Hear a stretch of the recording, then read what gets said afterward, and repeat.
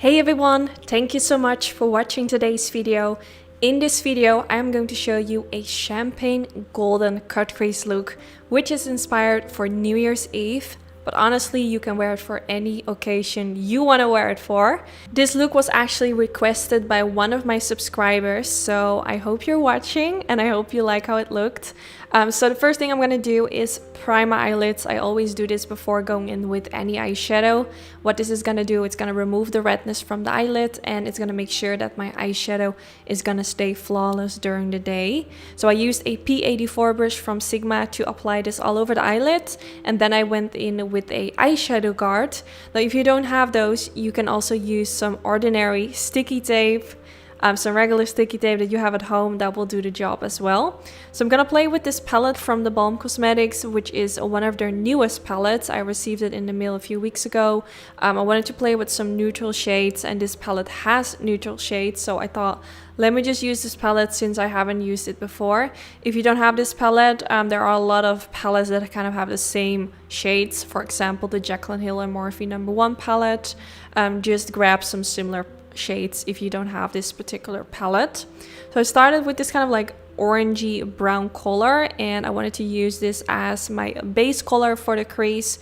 So I blended this with a Sigma Beauty E40 brush, going from the inner corner to the outer corner and just sweeping my brush back and forth to make sure that this shade is everywhere. I went in a few times with this color to really build up the color payoff and to make it as dark as possible. And when I was satisfied, I decided to go in with a darker shade. But first I really focused on making sure that this shade was as much blended into my crease area as possible. Then now for the next shade, I'm going to take a tinier blending brush using the color Lombard Street. I'm going to blend this more focused, like straight in the crease. Using a tinier brush is obviously also gonna blend the eyeshadow in a smaller portion on the skin, so not like in a wider area, because the bigger the brush, the wider the eyeshadow is gonna spread on your eyelid. So the tinier it is, the more focused your application is gonna be. So I used a blending brush, so it's gonna be more like focused blending in a specific area. It's kind of hard for me to explain, but hopefully that makes sense. So now I'm going in with the color Silicon Valley. So I'm doing the same thing, taking a tiny blending brush and focusing like straight into my crease. I know at this point it kind of looks harsh, but I went back in with that previous color, that dark brown, and blended it right above the brown to make sure that there are no harsh lines. So if you go in with like black eyeshadow, you always want to make sure that you go in with lighter shades afterwards to make sure that there are no harsh lines.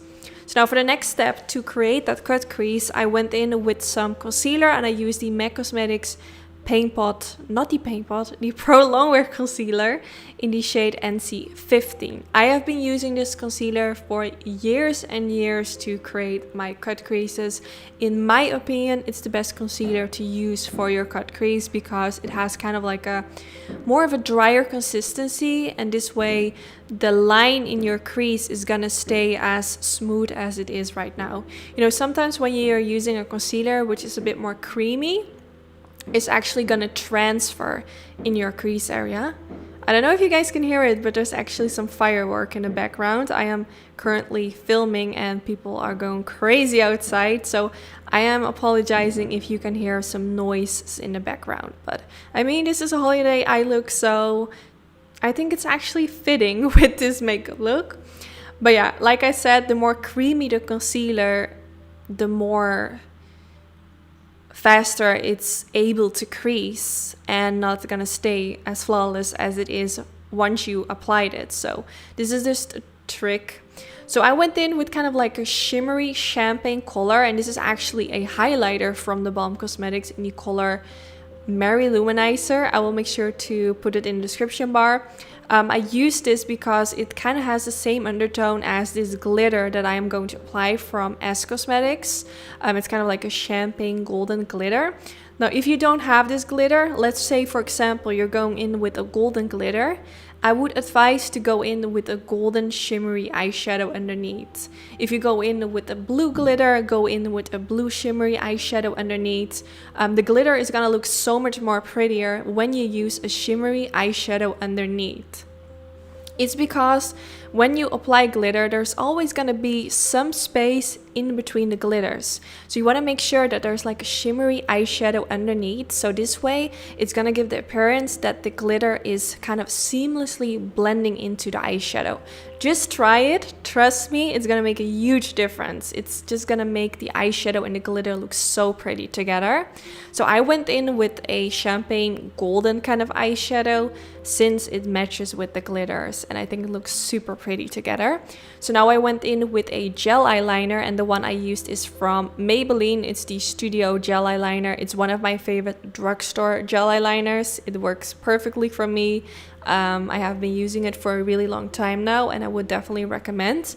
Now, it is kind of hard to apply eyeliner on top of glitter because you can always see kind of like those chunks of the glitters kind of peeking through the eyeliner, which is not going to make the eyeliner look super smooth and nicely applied.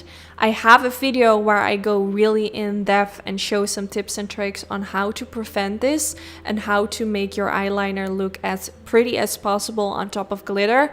I will make sure to put that link in the description bar in case you want to know a little bit more about that. But what I always do is I first use a gel eyeliner, and I'm not really focused on that it looks really smooth because it actually does not look really smooth at this point. Then after applying gel eyeliner, I go in with a liquid liner. Today I use the Swing liquid liner from the Balm Cosmetics, and I apply it on top of the gel eyeliner, and I always use quite a thick coat. This is gonna kind of give the illusion that your eyeliner is a lot more black. It's gonna look more smooth, and you will see the chunks of glitter a bit more less. So this is my tip that I can give you guys, but check out the video if you want to have some more in-depth explanation about this.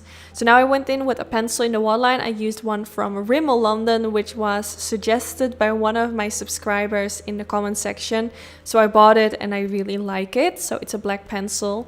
And now I went in with the black eyeshadow from the Balm palette and used it with a Sigma Beauty E15 flat diviner brush, and I used this eyeshadow right underneath the lower lash line, also kind of on top of the waterline, to make sure that the pencil and the black eyeshadow really nicely blend together and that you can see no skin kind of like peeking right through it anymore.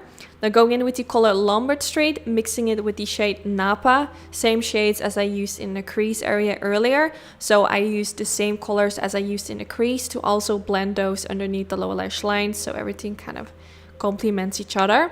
If you want to give this eye look a different twist, you can also use blue eyeshadow, green eyeshadow, or purple for the lower lash line to kind of give it that different twist if you are into that.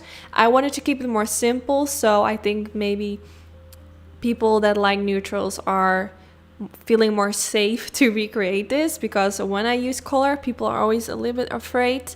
But if you recreate this and you want to add some color, you can use a color underneath the lower lash line to give it a different twist. Now for my mascara, I used a new mascara that I received from Lancome. Now I think Lancome has such amazing mascaras. I've never actually tried a mascara from their brand that I didn't like. This is their newest one. The applicator is a little bit big for the lower lash line, but I really liked it. I also used it the day after filming this video, using only mascara on my eyes, and it made my lashes look really long. So far I'm really impressed. I applied some fake lashes. I used lashes from my own lash company in the style Sassy, which are quite dramatic, but I think they're actually perfect for today's eye look. And yeah, this is the end result. I really hope you all liked it. I hope you liked the end result. Give this video a thumbs up if you enjoy watching. This is really helpful for my YouTube channel. I really appreciate it. And yeah, let me know if you're gonna try out this eye look for New Year's Eve or for any other occasion. Don't forget to tag me if you do recreate it. I would love to see it on Instagram. I have all my information on my social media accounts in the description bar. And yeah, thank you so much for watching, and hopefully I will see you all in the next video. Bye guys!